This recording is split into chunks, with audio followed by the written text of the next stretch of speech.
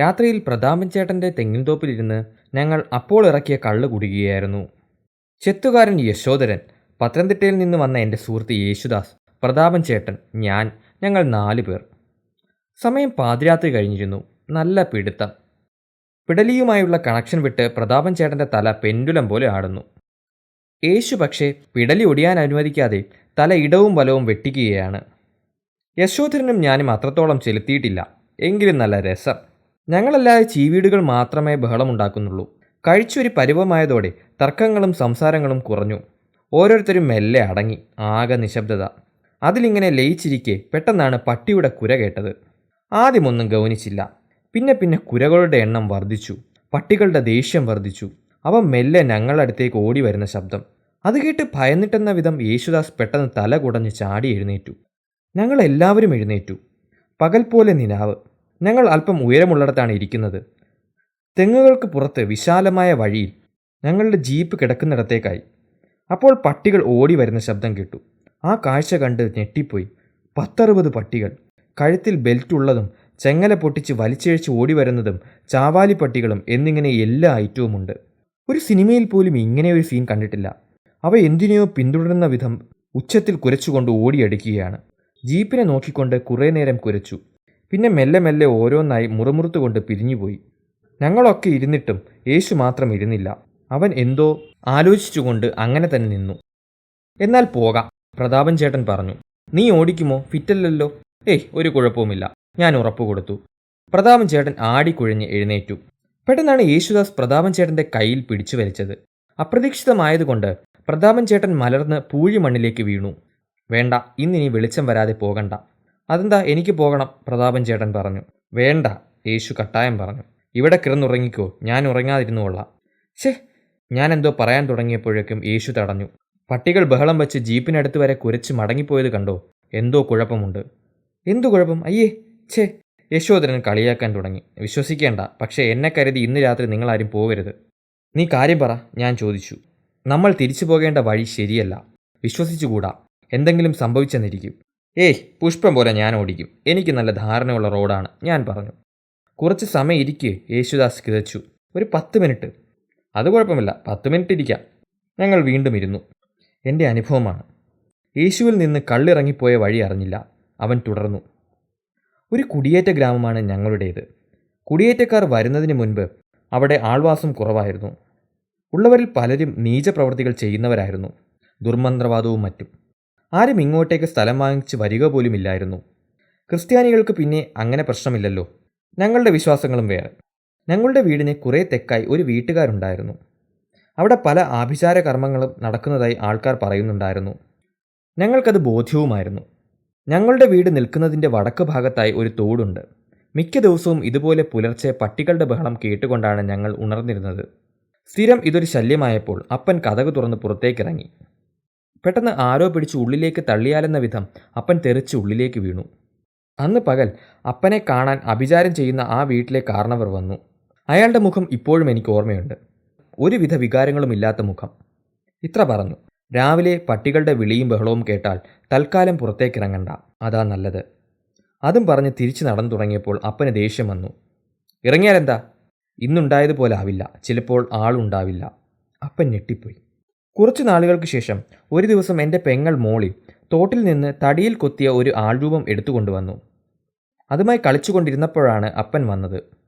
അപ്പനത് അപ്പോഴേ പിടിച്ചു വാങ്ങി തോട്ടിലിട്ടു. പിറ്റേന്ന് മുതൽ മോളിക്ക് ആകെ അസ്വസ്ഥത, കടുത്ത പനി. മരുന്ന് കഴിച്ചിട്ടും വിട്ടുമാറുന്നില്ല. അപ്പൻ്റെ മനസ്സിൽ പഴയ സംഭവം കിടക്കുകയാണ്. അപ്പൻ പോയി ആ വീട്ടിലെ കാരണവരെ കണ്ടു. അയാൾ പറഞ്ഞു: എനിക്കൊന്നും അറിഞ്ഞൂടാ, പനിയാണെങ്കിൽ കൊണ്ടുപോയി ചികിത്സിക്കണം, പോ. അപ്പൻ 2 ദിവസം നോക്കിയിട്ട് മോളിയുടെ പനി കുറയുന്നില്ല. അപ്പൻ ആകെ പേടിയായി. ആരുടെയൊക്കെയോ ചോദിച്ച് അപ്പൻ ഹരിപ്പാടെന്ന നമ്പൂരിയെ തേടിപ്പോയി. ചെന്നപ്പോൾ അയാൾക്ക് പ്രായമായി, യാത്ര ഒട്ടും വയ്യാതിരിക്കുകയാണ്. എന്താണ് പ്രതിവിധി? നമ്പൂതിരി ആലോചിച്ചു. ആ വേന്ദ്രനെ പോയി കണ്ടില്ലേ? കണ്ടെന്ന് അപ്പൻ പറഞ്ഞു. അയാൾ കൊണ്ടുപോയി ചികിത്സിക്കാനാ പറഞ്ഞത്. അയാൾക്ക് മാരണങ്ങൾ ചെയ്യാനല്ലാതെ ഒന്നിനും പ്രതിവിധി ചെയ്യാൻ അറിയില്ല. ദുർവൃത്തികൾ ചെയ്യുന്നവൻ്റെ കാര്യങ്ങളൊക്കെ അതുതന്നെ. ഒരു കാര്യം ചെയ്, 1-2 ആഴ്ച ദിവസം പുലർച്ചെ ഇങ്ങ് വരാമോ? ചില്ലറ കാര്യങ്ങളൊക്കെ പറഞ്ഞുവിടാം. ആ പ്രദേശത്ത് ഇനിയും തങ്ങേണ്ടതല്ലേ. അപ്പന് വേറെ വഴിയുണ്ടായിരുന്നില്ല. വരാമെന്നേറ്റു. നമ്പൂതിരി ചില കുറിപ്പടികൾ കൊടുത്തു, ഒരു ഏലസും. ഇതവളുടെ അരയിൽ കെട്ടുക, പനി ഇനി കൂടില്ല, കുറയുകയുമില്ല. അതിനകം ചിലതൊക്കെ ഞാൻ പറഞ്ഞു തരാം. അപ്പൻ പുലർച്ചെ 4 മണിക്കൊരു കാളവണ്ടി ഏർപ്പാടാക്കി. ബസ്സുള്ളിടത്ത് നിന്ന് എന്നും ഹരിപ്പാട്ടേക്ക് പോയി. 1-2 ആഴ്ചയ്ക്ക് ശേഷം ഒരു ദിവസം ഞങ്ങൾ സ്കൂളിൽ നിന്ന് വന്നപ്പോൾ മോളി ഞങ്ങളോട് പറഞ്ഞു, ഇന്ന് അപ്പനൊരു മന്നക്കിളിയെ കാണിച്ചു തന്നല്ലോ. ഓ, വലിയ കാര്യമെന്ന മട്ടിൽ ഞങ്ങൾ ശ്രദ്ധിക്കാതിരുന്നപ്പോൾ മോളി പറഞ്ഞു, നാളെയും വരും ആ കിളി. അപ്പൻ കുറേ മഞ്ഞൾ വെള്ളം കലക്കി ഉമ്മറത്ത് കൊണ്ട് വച്ചിട്ട് എന്നോട് പറഞ്ഞു പ്രാർത്ഥിക്കാൻ. അപ്പോൾ ആകാശത്ത് നിന്ന് പൊട്ടുപോലൊരു കിളി, മന്നക്കിളി. അത് വന്ന് മഞ്ഞ വെള്ളത്തിൽ കുളിച്ചു, എന്നിട്ട് പറന്നുപോയി.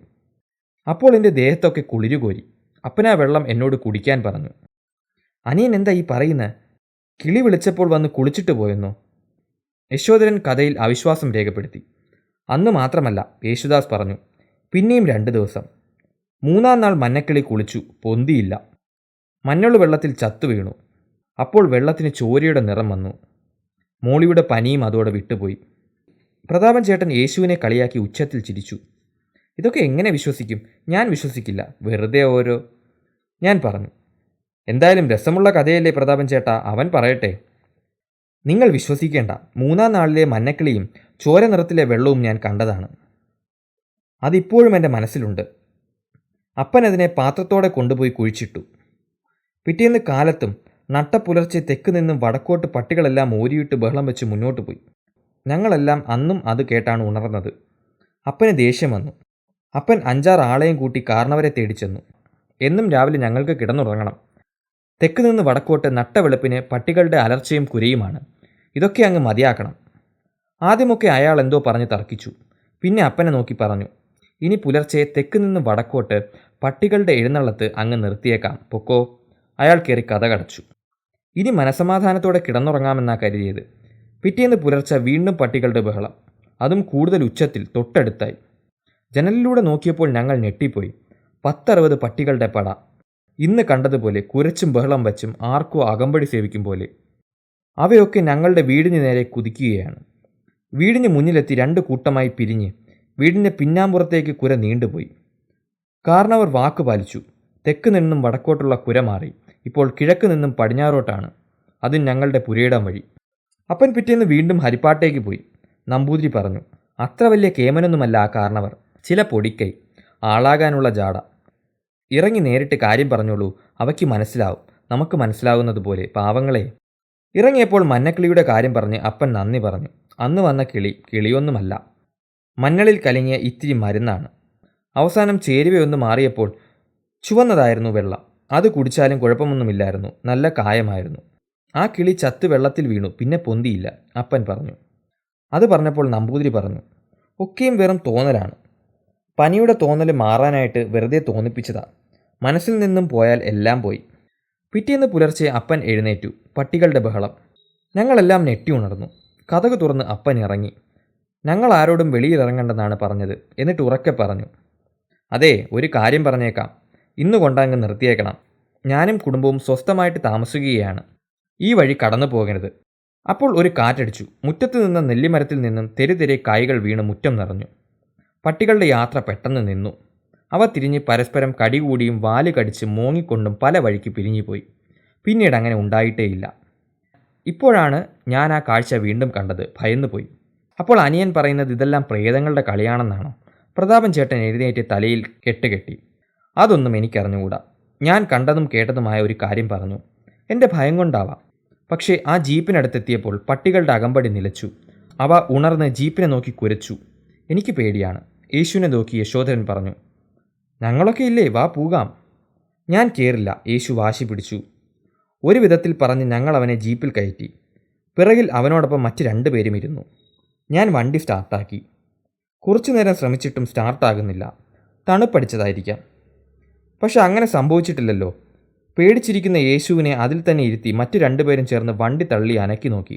എന്നിട്ടും ഫലമില്ല. 3 മാസമേ ആയിട്ടുള്ളൂ ഞാൻ ഈ വണ്ടി എടുത്തിട്ട്. ഡീസൽ ആവശ്യത്തിനുണ്ടോ? പ്രതാപൻ ചേട്ടൻ ചോദിച്ചു. ചേട്ടൻ്റെ വീട്ടിലേക്ക് വരുന്ന വഴി ഞാൻ 50 ലിറ്റർ അടിച്ചതാണ്. 5 ലിറ്ററിനുള്ളിൽ ഓടിക്കാണും, യശോധരൻ പറഞ്ഞു. യേശു അപ്പോൾ വണ്ടിയിൽ കിടന്ന ടോർച്ചും എടുത്ത് ചാടി ഇറങ്ങി. നീ എന്തു ചെയ്യാൻ പോകുന്നു? ഞാൻ ചോദിച്ചു. അവൻ ഡീസൽ ടാങ്കിൻ്റെ അടപ്പ് വലിച്ചു തുറന്നു. എന്നിട്ട് ഞങ്ങളെ നോക്കി. ഞാൻ ഫിറ്റാണ്, അന്ധവിശ്വാസിയാണ്. എവിടെ നിങ്ങളുടെ 50 ലിറ്റർ? പോടാ എന്ന് പറഞ്ഞ് ഞാൻ ടോർച്ച് വാങ്ങി ടാങ്കിനുള്ളിലേക്ക് അടിച്ചു നോക്കി. ഞെട്ടിപ്പോയി. ടാങ്ക് വറ്റി വരണ്ടിരിക്കുന്നു. ടാങ്കിൻ്റെ ഉൾവശം പോലെ എൻ്റെ മുഖവും വെളുത്തു. ഡീസൽ ചോർന്നതിൻ്റെ ഒരടയാളവുമില്ല. യേശു പുച്ഛത്തോടെ പറഞ്ഞു. ഇന്ധനമില്ലാതെ നടന്ന ഏതോ ശക്തിയായിരുന്നു. ഫുൾ ഡീസലും അടിച്ച് അത് അതിൻ്റെ വഴിക്ക് പോയി. നമുക്കിനി രാവിലെ പോകാം. പ്രതാപൻ ചേട്ടൻ അപ്പോഴും വിശ്വാസം വരാതെ പിന്നെയും പിന്നെയും ഡീസൽ ടാങ്കിലേക്ക് ടോർച്ച് അടിച്ചുകൊണ്ടിരിക്കുകയായിരുന്നു. കുന്നിന് താഴെ അപ്പോൾ ഡീസൽ ഇല്ലാതെ നിന്നുപോയ ഒരു ജീപ്പ് ജീവൻ വെച്ചു. കാറ്റ് എതിർദിശയിലായതുകൊണ്ട് അതിൻ്റെ ശബ്ദം പോലും അവർ കേട്ടില്ല. മെല്ലെ അവർ പഴയ സ്ഥലത്തേക്ക് ചെന്നു. പലരുടെയും ഫിറ്റിറങ്ങി തുടങ്ങിയിരുന്നു. യേശു പ്രേതങ്ങളെക്കുറിച്ച് പുതിയ കഥകൾ പറഞ്ഞു തുടങ്ങി. വീണ്ടും കാണുമെന്നുള്ള പ്രതീക്ഷയോടെ നന്ദി, നമസ്കാരം.